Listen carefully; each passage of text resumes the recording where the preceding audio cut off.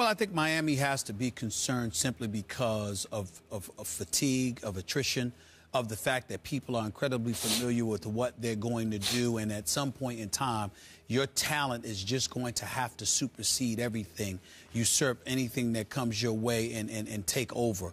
We know that LeBron can do that. We know that when Dwayne Wade's healthy, he can do that.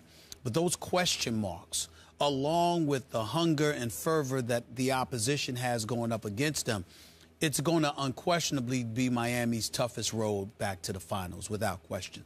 But I want to take this moment to give props to the Brooklyn Nets. They are the best team in the Eastern Conference since the new year. They were 10-21. They are 23-9.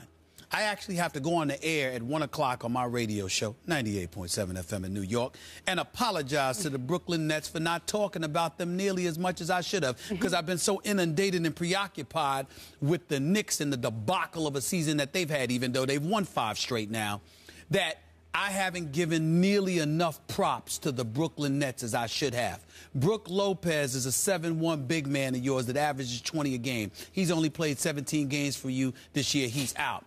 KG, Kevin Garnett, future Hall of Famer, ultimate team leader, hasn't played the last 7 or 8 games. Paul Pierce, his name isn't even on the back of his jersey anymore. It's called Truth.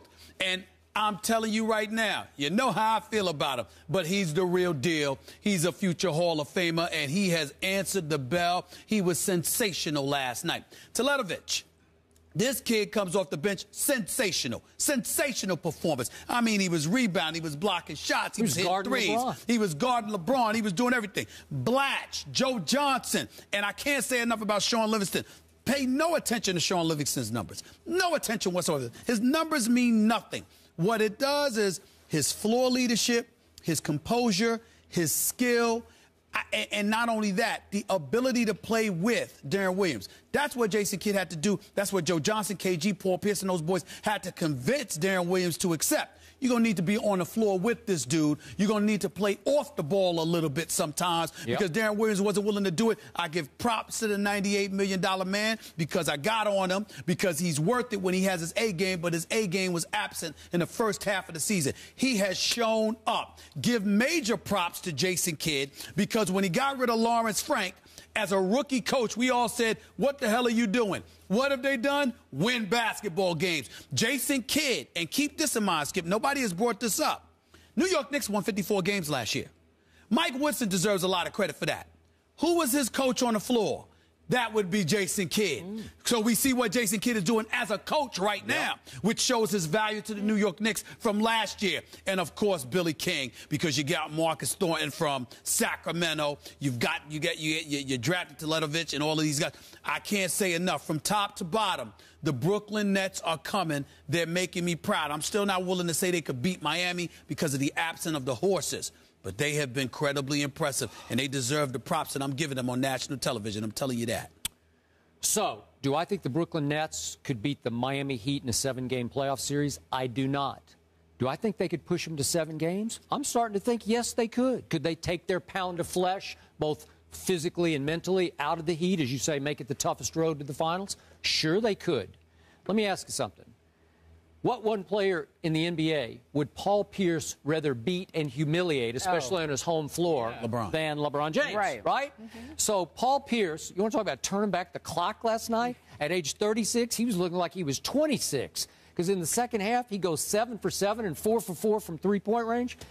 22 total points in the second half, and took his turns guarding LeBron. You know, he loves to body up with him and get physical with him and talk a little trash. So they got that going for him. They match up well because they match up well psychologically with them. And I am with you. I was down on Jason Kidd about a month in.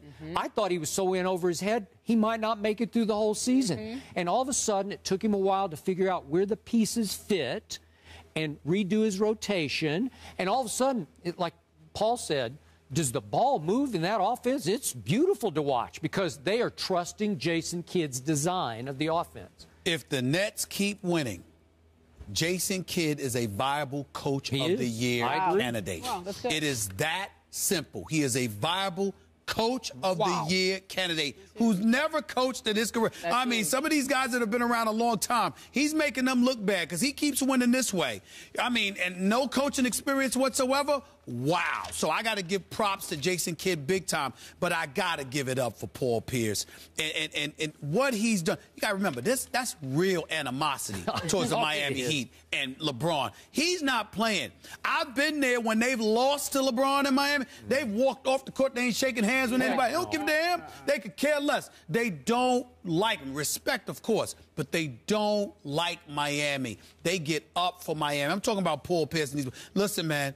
Brooklyn can make it very, very interesting if they're hitting shots. But Toronto and these guys scare me, too, because they're talented and the Pacers are just too big. But Brooklyn can make it very interesting. Yeah. Very interesting. We leave it there. They're the best team in New York, I can tell you that.